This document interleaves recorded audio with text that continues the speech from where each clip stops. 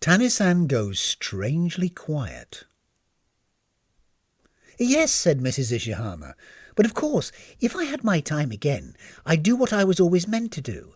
I'd become a nurse and work with leprechauns in a leper colony." "Fascinating," said Tani-san, who wasn't even listening anymore.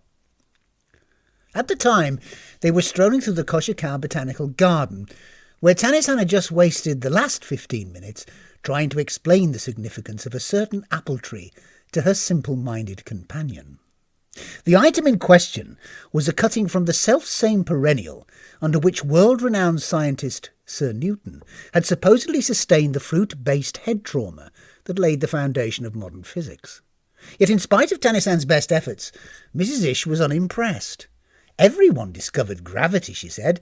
"It was one of the first things you noticed." They were in the park for a very particular reason. The previous day had been the funeral of Mrs Ishihama's aunt, who'd lived in that area and had always had a bit of a soft spot for the botanical garden. So they'd taken her ashes there for one last turn about the grounds before they were interred in the family grave. Mrs Ish had been carrying them around in a ceramic urn, while Tani-san took advantage of the opportunity to enjoy an ice cream. Now, however, it was she who took charge of the remains, while her bereaved companion popped into the ladies. Tani-san waited for her on a nearby bench, the light grey receptacle resting on her lap. But then after a while her mind turned inevitably to the subject of its contents. Having known the aunt for many years, she was curious to see what she finally boiled down to, so she lifted the lid on one side and peered into the flask. However, just at that moment, a fly flew in through the opening and began pottering about on the ashy surface like a latter-day Buzz Aldrin. Tani-san's inclination was to shut the lid and let the insect perish. However, at the time she was going through a phase of trying to develop her kinder side, which was that part of her personality in most need of a workout. So rather than sealing it in forever, she removed the lid and held the flask out in front of her, unaware that her antics were being observed by two old ladies who were sat in the shade of a distant linden tree. "Well, go on then," said Tani-san, when the insect failed to emerge. "Why are you turning your back on freedom? You're not one of those miserable North Korean one-party state flies, are you?" She looked in through the opening, but couldn't see the creature at all. So then she gave the urn a good shake, much to the interest of the ladies, who were completely taken in by what seemed to them a bizarre little drama with supernatural overtones. "Come on out of there," urged Tani-san, who was rapidly losing patience with the recalcitrant insect, "or I'll seal you in for all eternity like Amenhotep." Tani-san put her ear to the side of the pot, but couldn't hear anything. Just then, however, she felt a ticklish feeling on the back of her hand, so she looked up, only to see the fly crawling across her bare skin. "Ah, about your business," she said, jerking her arm away, which, yes, got rid of the fly, but at the same time sent a great cloud of human ash sailing up into the air. The two old ladies, entirely caught up in the moment, jumped to their feet as the mortal remains of Mrs Ishihama's aunt were caught on a gust of wind and blown back over Tani-san's head. "No, no, no," went Tani-san, looking on helplessly as the swirling cloud of old lady dust swept across the picnic area bordering the lake. One brief glance in that direction was sufficient to confirm the worst. As a scene, I can best describe it as a study in grey.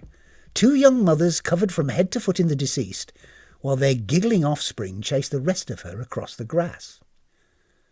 Very quietly and unobtrusively, Tani-san turned away from the catastrophe, put the lid back on the canister, and sat down on the bench, privately vowing to abstain from any small acts of mercy from then on. As far as she could tell, no one had actually witnessed the incident, so if she acted normally, she'd probably get away with it. The only problem was that the urn felt much lighter now, and while Mrs Ish wasn't exactly firing on all neurons, she was bound to notice that. Tani-san's solution was eminently simple. She grabbed a handful of dirt from a nearby flower bed and dropped it in the urn to top up the aunt, a sizable portion of whom was currently settling among the irises. No sooner had she replaced the lid than Mrs Ishihama emerged from the ladies. Thankfully, the rest of that morning went as planned, as did the internment, so Tani-san was safely able to assume that she was home and free. Or perhaps I should say that she was safely able to assume that she was home and free right up until a point some 3 weeks later, when she received a text from Mrs Ishihama requesting her immediate presence at the Komagami cemetery. When she arrived there, she found that a small crowd had gathered around the aunt's grave, so she pushed her way to the front, only to be confronted by an unbelievable sight. The entire monument was awash with scarlet. From every nook and cranny sprang densely packed clusters of coral red flowers. Tani-san had never seen anything like it. Yes, well, of course, the Higginbana, or red spider lily, has a special significance for Buddhists, came a voice to her right. For one thing, it is said to guide the dead through the samsara, the cycle of rebirth, and it is for this reason that it is also known as the resurrection lily. The individual holding forth in this instance was a short, fat, bald-headed man, barely held in by an expensive-looking suit. At the time, he was being interviewed by a TV reporter, who seemed to have him down as the expert on matters spiritual. To the right of what I can only call this pompous windbag stood Mrs Ishihama, who was waiting for her turn to be interviewed, though it was clear from her expression that she was rather anxious at the prospect. She had her toilet face on. It was then that it all suddenly came together in Tani-san's head. When she topped up the aunt at the botanical garden, the soil she used must have contained some seeds or something, though in light of current events it was probably best to keep that under her hat for the time being. "And you, I believe, are the niece of the deceased," said the interviewer, suddenly turning the microphone on Mrs Ish. "No," said the latter, peering directly into the camera. Yes," she said. "So you knew her better than anyone. What can you tell us about her as a person? Her neighbours seemed to think that she was a very special lady." Mrs Ishihama continued to gaze directly into the lens, as though mesmerised by it.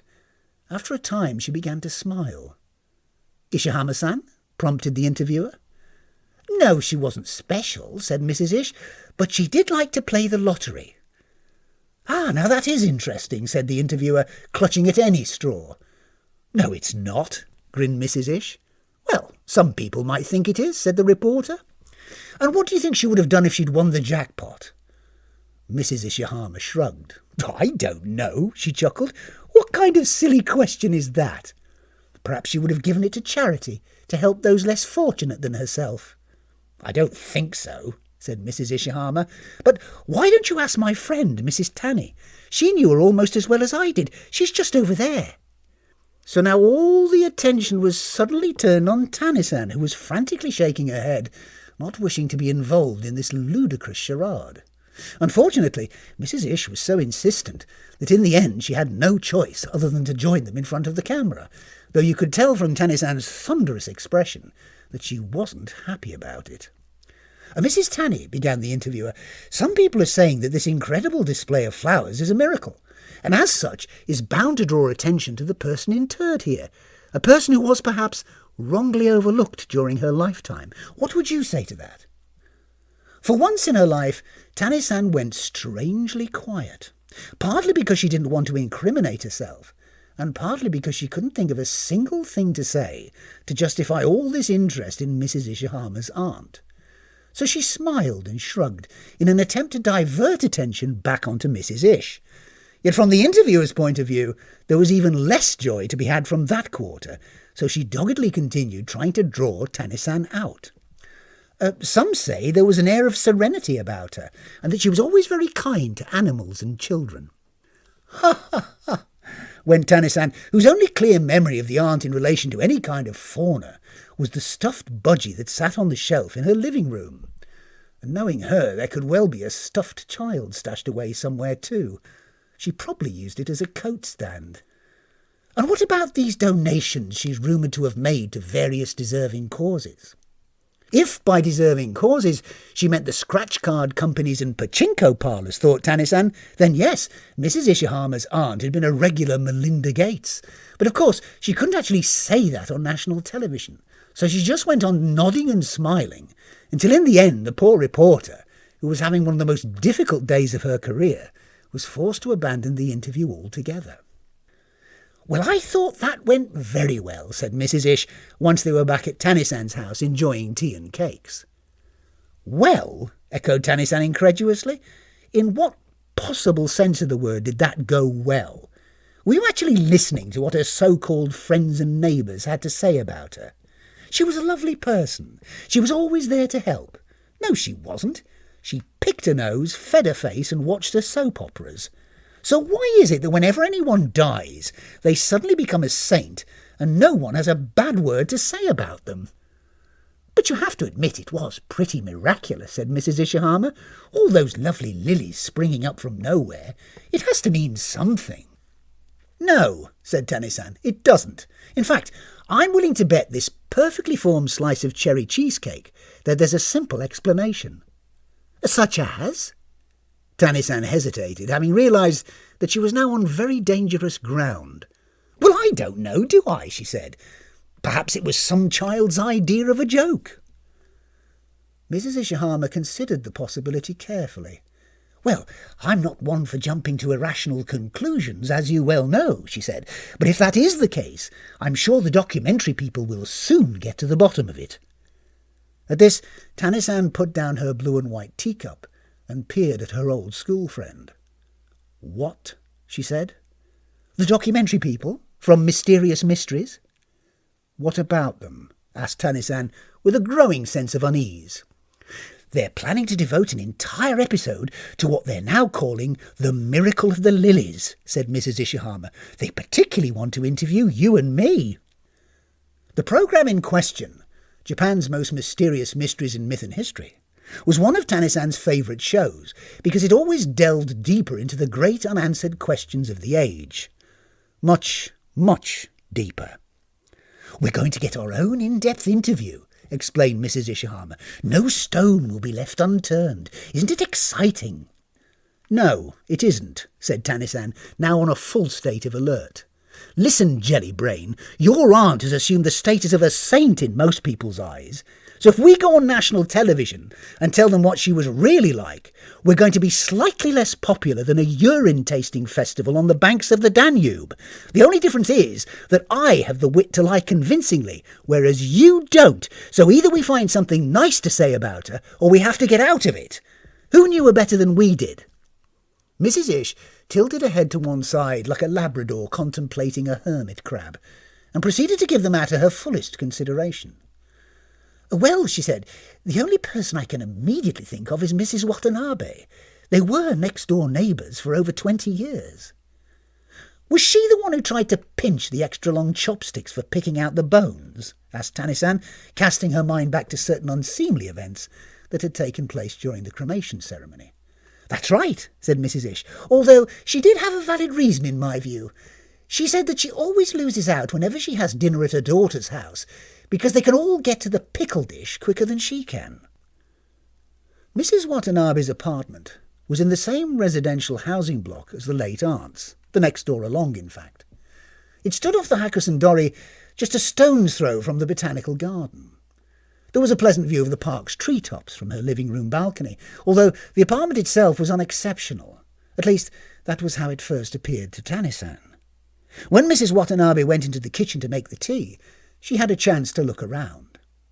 The first thing she noticed were two large bottom-shaped impressions on the sofa in front of the television. Behind that, there was a sideboard with various photographs of Mrs Watanabe's grandchildren on it. There was also a ceramic bowl filled with disposable chopsticks for some reason. Tani-san ran her fingers through them and frowned, slightly troubled by the find. "Ah," said the lively octogenarian as she shuffled back into the room with the tea things. "I see you've found our collection. There's more to it if you care to take a look underneath. Just reach down and open that drawer." Tani-san did so, and was surprised to find that it was chock-a-block with empty pot noodle containers, all carefully cleaned and stacked according to flavour. "What you're looking at there," explained Mrs Watanabe with great pride, is the story of a friendship told through the medium of lumber remnants and non-recyclable plastics. You see, your aunt and I knew each other at school, so imagine our surprise when some 40 years later we found ourselves living in neighbouring apartments. To add to our delight, it transpired that we still had a great deal in common, not least among which was an abiding interest in the Japanese postal service. Well, of course, back then we were still both young enough to harbour ambitions, so we made a pact to visit each and every one of its 1,502 branches spread throughout the city. And every time we ticked one off on our checklist, we would celebrate with a pot noodle purchased from the nearest convenience store. Pick out any one of those chopsticks, and I'll tell you which branch it relates to. But they're all absolutely identical, said Tani-san. Doesn't matter, said Mrs. Watanabe. Pick one. I'll do it, said Mrs. Ish, jumping to her feet. She scurried over to the ceramic bowl, grabbed one of the disposable chopsticks, and held it out in front of her like a mind-reader's assistant. Mrs. Watanabe closed her eyes and placed her fingertips against her temples. Canda branch, 8th of April, 2007, she declared. At this, Mrs. Ish drew an excited breath and picked out another. Nakano Shimbashi Ekimai branch, 23rd of November, 2013, went Mrs. W. Wow, that's amazing, said Mrs. Ishihama, peering at the little wooden implement in wonder. How on earth do you do it? Now there was no doubt in Tani-san's mind that the two swivel-eyed mouth-breathers she was currently obliged to share oxygen with could have gone on like that all afternoon. However, they were there to find out more about the late aunt. So, apart from the great postal/pot noodle adventure she interjected into their ongoing stage act, what can you tell us about your late neighbour that would help us to understand her as a person? Well, said Mrs. Watanabe, who then sat down and proceeded to pour the tea, I suppose that if I had to sum her up in one word, I'd have to say that she was, all right. All right, shrugged Tani-san. Yes, I'd say so. All right. Mused Tani-san, unconvinced. So what about her interests? We know, like you, she worked for the post office, but what kind of thing did she like to do in her spare time? Was she a member of any clubs or societies? Tai Chi, for example, suggested Tani-san. My mother does that. Well, the one thing I can tell you is that she loved her sumo. And when you put that together with the variety shows, dramas, quizzes and soaps, it makes for a pretty full viewing schedule, I can tell you. I see, said Tani-san. So, basically what you're saying is that she sat about on her bottom all day, watching television. No, that's unfair, protested Mrs. Watanabe, offering Tani-san an almond biscuit. There were other things. Such as? Well, it's difficult to say when you put me on the spot like that. She collected empty pot noodle containers, suggested Mrs. Ishihama, who was only trying to be helpful. Yes, we know that, thank you, said Tani-san. Doesn't really help us to explain the miracle of the lilies, though, does it? What about doing things for others? Did she take an interest in the local community, help the needy, that sort of thing? Ah, well, now, there's something I can talk about, said Mrs. Watanabe with some confidence. About 10 years ago, there was a problem in this area with safe places for children to play. So the local residents banded together and built a playground for them. Everybody chipped in. Including your best friend and neighbour, cut in Tani-san, a little prematurely. I bet she organised the whole thing. I was about to say that everybody chipped in bar one, said the old lady. Unfortunately, our dear departed friend refused to have anything to do with it. She hated children. In fact, I remember her saying how the neighbourhood would be much improved if we lost one or two to the traffic. At this, Tani-san gave a weary sigh. But she must have brought something positive to the table, she insisted. Even Colonel Gaddafi provided free health care. Could she sing, cook, play a musical instrument at all? No, said Mrs. Watanabe after some consideration. To which? Asked Tani-san. All three, said Mrs. Watanabe. But she must have had some sort of talent. She worked for the post office, shrugged Mrs. Watanabe helplessly. Yes, all right, fair enough, admitted Tani-san. So how about growing things or looking after animals? Any fool can do that. Mrs. Watanabe thought about it for a moment. No to the first because she lived in a third-floor apartment, she said, and no to the second because she disliked children only marginally less than she disliked animals. Dirty, nasty, smelly things, she said, only tolerable stuffed or served on a plate. In fact, now I come to think of it, she said pretty much the same thing about children.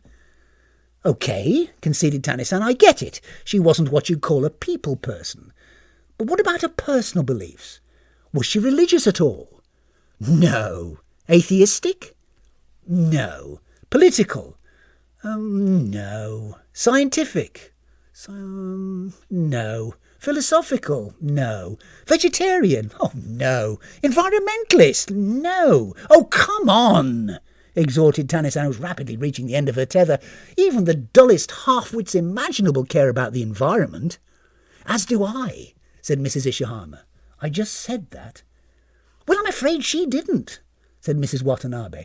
Look, she said, I know it's very difficult to accept, but we may never know what lies behind the miraculous event that took place at the cemetery earlier this week. Clearly she had some special quality that was hidden from us all. Very well hidden, agreed Mrs Ish. Tani-san, however, couldn't let it go and threw up her hands. Ah! She went in sheer exasperation. Suddenly she jumped up from the table and marched out onto the balcony, which, as I said before, overlooked the verdant treetops of the botanical garden. Slamming the glass door shut behind her, she then proceeded to pace back and forth. The ridiculous thing was that in spite of her attempt to vent in private, Messrs Watanabe and Ishihama could see her quite plainly as she marched to and fro, waving her arms about and muttering to herself, although they couldn't actually hear what she was saying through the double glazing, which was just as well. All the same, Mrs Ish felt obliged to put Mrs Watanabe at her ease, so she smiled coyly and took another sip of her green tea. Been quite mild again today, hasn't it? She said. As for the rampaging Tani-san, her dilemma was a simple one. On the one hand, she simply couldn't stand the idea of Mrs Ishihama's vacuous aunt being lauded after her death, even though she could have ended it there and then by owning up to what had happened in the park. But then that would be to acknowledge that it was all her fault, which was, and forever would be, a very definite no-no as far as Tani-san was concerned. It was at this point that a rather unorthodox solution began to suggest itself, as they so often did to Tani-san. At the time, she'd stopped pacing to look out towards the park, when she suddenly felt a ticklish feeling on the back of her hand. Gazing down, she saw that a small fly had landed on her skin. And while it may not have been the same Buzz Aldrin that had troubled her in the botanical garden, it was enough for her to make the association. "Oh, look out," said Mrs Ish, putting down her teacup. "I think something's about to happen." It was. In the next instant, Tani-san came charging through the living room and out into the hallway. Shortly afterwards, they heard the front door slam. The little man, who had only recently been put in charge of the main gate at the Koshikawa Botanical Garden, saw her coming, so he stepped out of his booth to intercept her. "The park closes in 5 minutes, madam," he said. But one quick glance at her baleful expression, and he stood aside. Still muttering under her breath, Tani-san made her way along Alder Boulevard and through the clover garden until she came to the bench where she'd been sitting on that fateful day. She then got down on her hands and knees and began to fill her shoulder bag with handfuls of soil taken from the very same flower bed she had used to top up the cremation urn. She didn't stop until it was quite full. Several weeks later, a curious item appeared on the evening news. There had been a strange development in the miracle of the lilies story, and no one knew what to make of it. Put simply, it was this. Every single grave in the Komagome cemetery was now awash with scarlet flowers.